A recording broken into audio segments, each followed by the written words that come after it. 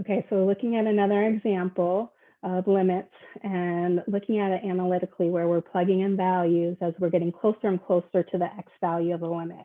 So we're looking at the second example, the limit as x is approaching 0 of the following.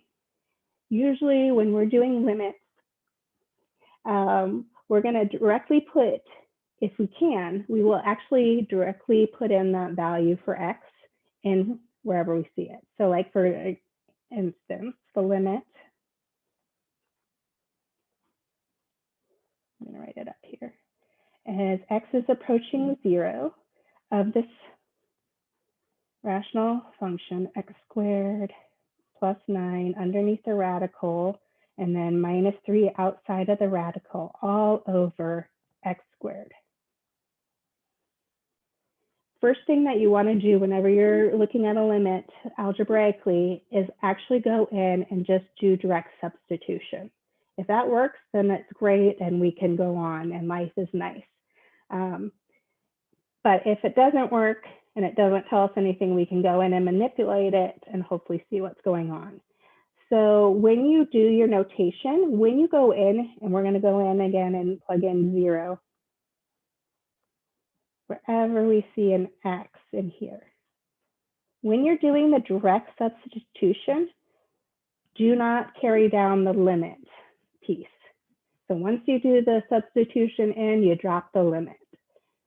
If we were going down and manipulating things and rewriting it, then we would keep the limit in there. So for now, I'm going to drop my limit. I'm going to go in here. Wherever I see an x, I'm going to put a parentheses. So I have a square root. I have an x squared, so a parentheses squared plus 9 minus 3 outside the radical, all over. I see an x, I'm going to put parentheses, and then it tells me to square it. So going in here and plugging in a 0 wherever I had a parentheses, using order of operations to simplify. So I have the square root of 0 squared plus 9. So I have the square root of 9, which I know is 3, minus 3, all over 0 squared, which is 0. So I get the square root of 9 minus 3. So I'm getting, again, that 0 over 0 form. So it's undefined, and this is an indeterminate form, which means that limit that we just did, the result or how we did it doesn't tell us anything, and we have to go back and manipulate it.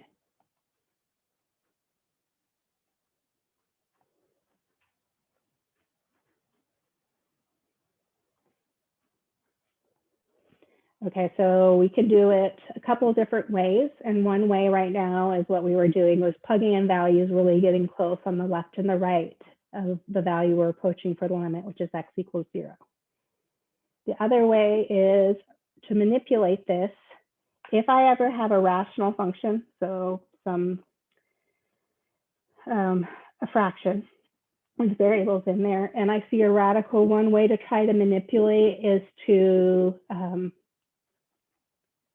rationalize either the numerator or denominator, get rid of that radical in the numerator or denominator. So I'll go over that kind of, I won't have time today, but I'll go over that on Wednesday. No, you're my Tuesday, Thursday class. The next time I see you, I'll go over that. I'll be here. Okay, so let's go to this. And let's go into Desmos and plug in values which are close to 0 on the left. So I'm going to go to Desmos. I'm going to try to remember that formula. I'm going to go back so I can get into here. And so I have f of x is equal to, so parentheses around my numerator. I see a square root in here. So let's do that. So it was x squared plus 3, right?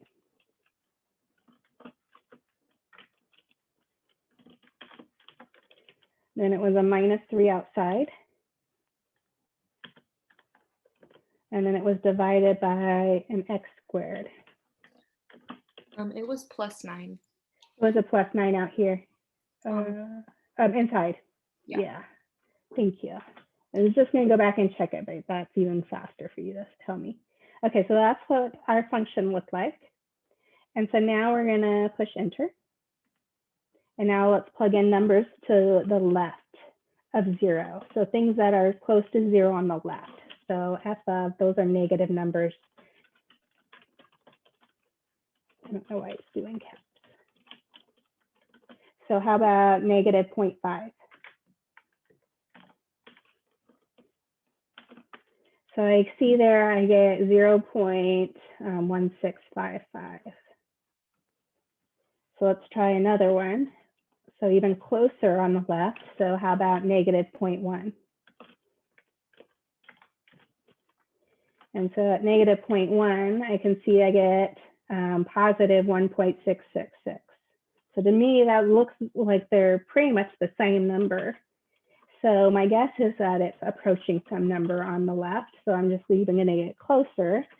So let's do negative 0.00001. And so I can see that this is getting closer and closer to approximately 1.7. And so you might have to do this until you get a certain number of these decimal places correct. So my math lab might say, go out, 7 until you hit 7 places where it's repeating the same thing. And then you would put that value in. So I can see here, coming back, as we plugged in numbers on the left, so negative 0.5, negative 0.1, 0.001. These values here, we're going to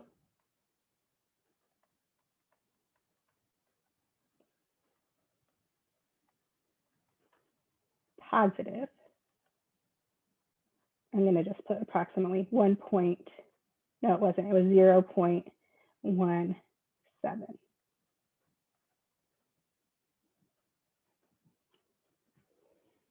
And so do the same thing on the right. So now let's choose the stuff on the right. And so a number close to 0 on the right, we can do the same thing. How about 0.5? We can put in 0.1. We can put in 0.001, 0.00001. So these are numbers getting closer and closer to 1. I'm sorry, closer and closer to 0 on the right, but never actually getting there. Let's look at the y value. So f of a half. Okay, so it looks about the same as the right, right? This is where having some college algebra, knowing about even and odd functions and symmetry could be helpful. So f of 0.1, but we don't need it in this course. So notice they're going to the same thing. So again, that's going to about 0.17 if I round. And so again, I can say the limit as x is approaching 0 from the right of f of x, approximately. So when I'm approximating and I don't put equals, I do a squiggly equal sign to say that I rounded 0.17.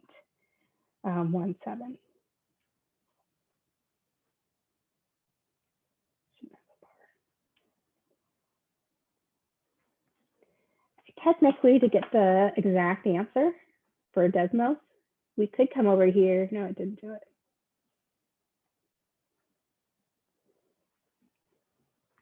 Okay, so because the left and the right are going to the same thing, we can say that that limit exists.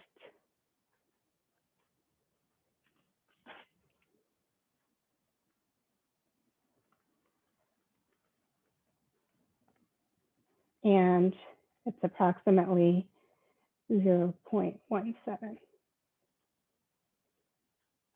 So again, if we go and look at the graph of that, we'll see as we're getting closer and closer to the x value of 0, the y value, even though x equals 0 is not defined in our function, it made our denominator 0.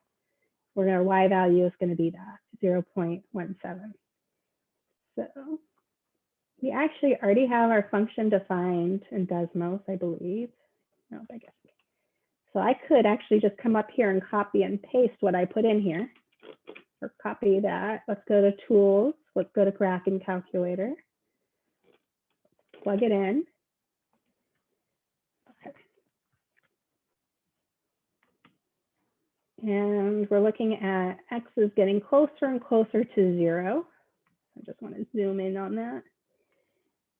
And then notice here, if I click it, that's close to 0. I'm getting 0.167. I think if I get to 0, it might come up that's undefined. Yeah, it's saying it's undefined actually, when I actually hit that point when x is 0. So it does know it's undefined, it's just not showing that open circle there. But and the other point on the right is getting closer to that 0.17.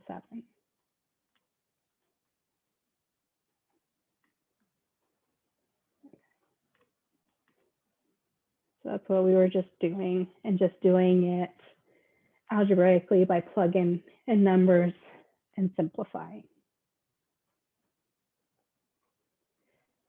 Okay, so let's stop here for now. On the next class period, what we're going to look at is how we can manipulate this.